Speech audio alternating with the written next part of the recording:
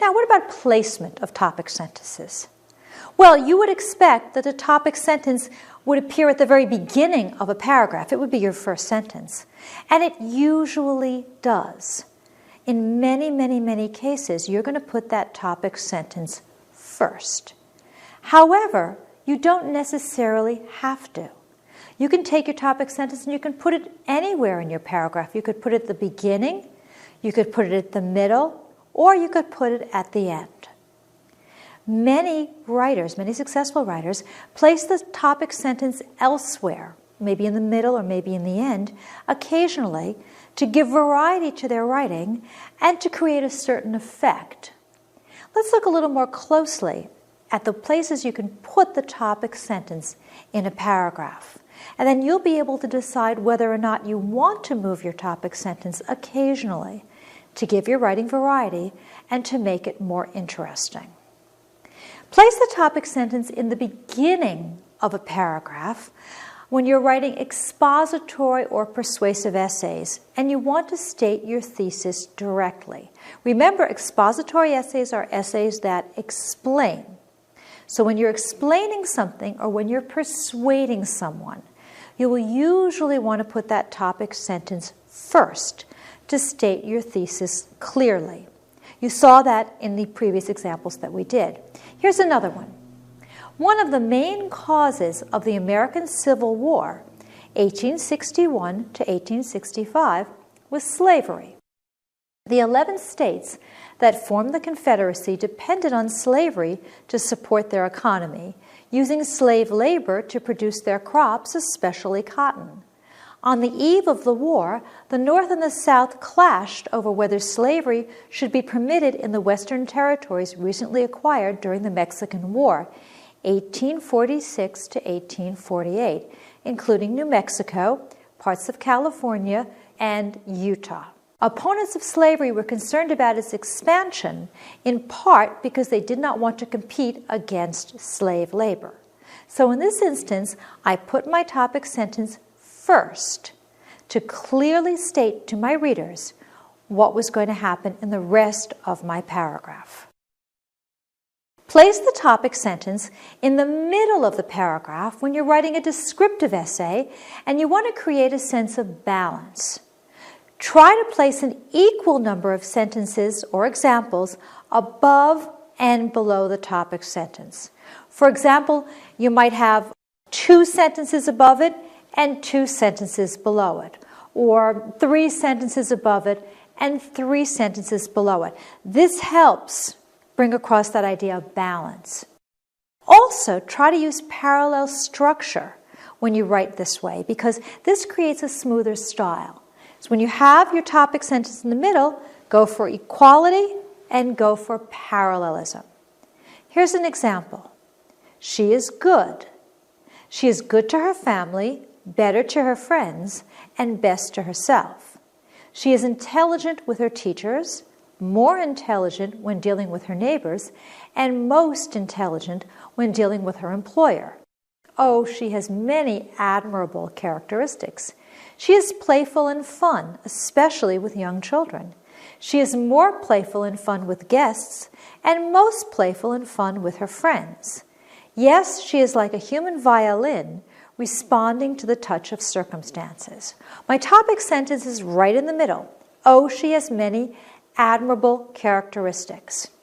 Notice I have 2 characteristics on the top and 2 characteristics on the bottom. On the top, I have that she is good and that she is intelligent. On the bottom, I have that she is playful and she is fun. So I've created my sense of balance by 2 above and 2 below. Also, I've used parallel structure. Good to her family, better to her friends, best to herself. More playful and fun with guests, most playful and fun with her friends. So I've paralleled the organization, matched it, to give it a smoother style.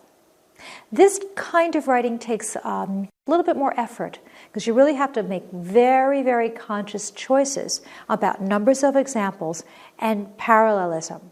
But it can give you a very graceful, very smooth, and a very effective style. You can also place your topic sentence at the very end of your paragraph. You're going to want to do this with any kind of essay because it works very well, but it works especially well with narratives and persuasives. Remember that a narrative is a story. Placing the topic sentence at the end of a narrative works so well because you build the suspense to that punchline. That's why a lot of jokes or anecdotes have that punchline. That's the main idea. That's your topic sentence. And you save it for the end to build the suspense. Placing your topic sentence at the end of a paragraph is very effective in arguments as well, because what you do is you present all your details and you build that to your conclusion. This helps you convince your readers because they've had all your proof before they've gotten to your conclusion. Here's an example. The plover is a small wading bird.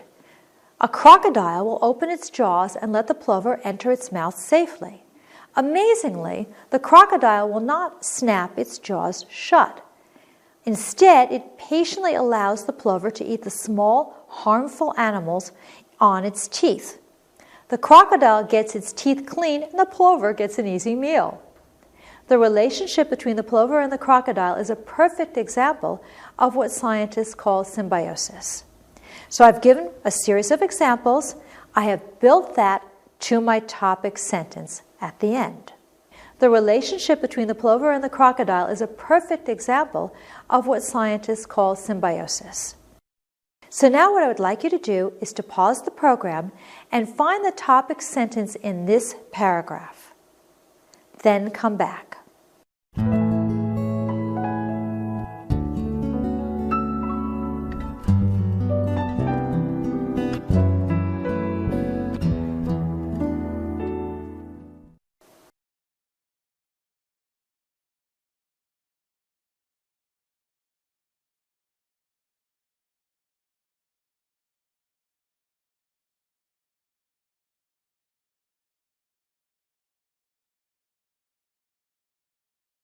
The topic sentence is in the middle. Is there something about soccer, as it is played in the United States at this time in history, that goes beyond winning and losing? The answer doesn't come from the game, but from the people who play it. The wave of immigrants to the United States in the last 10 to 15 years has been a big part of the soccer boom. These newcomers have arrived from Central and South America, Africa, and parts of Asia. They've come from countries torn apart by war, poverty, and natural disasters. So I've got my topic sentence right in the middle. The wave of immigrants to the United States in the last 10 to 15 years has been a big part of the soccer boom. I've got examples above it and examples below it. That gives this paragraph a nice sense of balance. So now what I would like you to do is to pause the program and find the topic sentence in this paragraph. Then come back.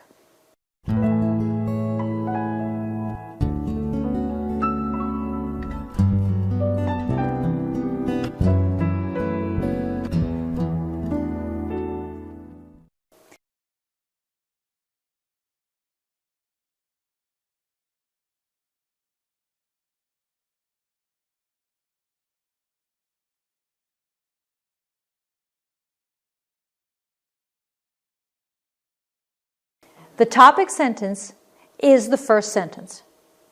The rules of soccer are simple. That's my topic sentence. 2 teams of 11 players each try to get the ball into the other team's goal. You can kick the ball or use your head to move it. No one except the goalkeeper is allowed to touch the ball with hands or arms. So what I've got in this entire paragraph are the rules of soccer. They try to get the ball into each other's goals. They can kick the ball. They can use their head. No one but the goalkeeper can touch it. Rule, rule, rule, rule all directly relates to that first sentence. The rules of soccer are simple. That's how I know that it's my topic sentence. So now what I would like you to do is to pause the program and find the topic sentence in this paragraph. Then come back.